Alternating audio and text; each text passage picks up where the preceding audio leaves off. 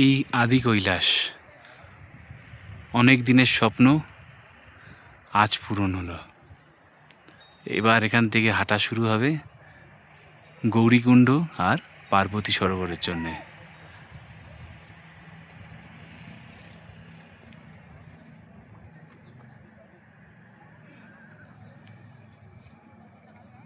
এই base camp, সব গাড়ি দাঁড়িয়ে আছে, আমরা সবাই এসছি, আমাদের টিম ওইখানে। আরও দুটো গাড়ি আসবে, ওয়েট করছি। সব ঘোড়া, যারা হাঁটতে পারবে না তাদের জন্যে।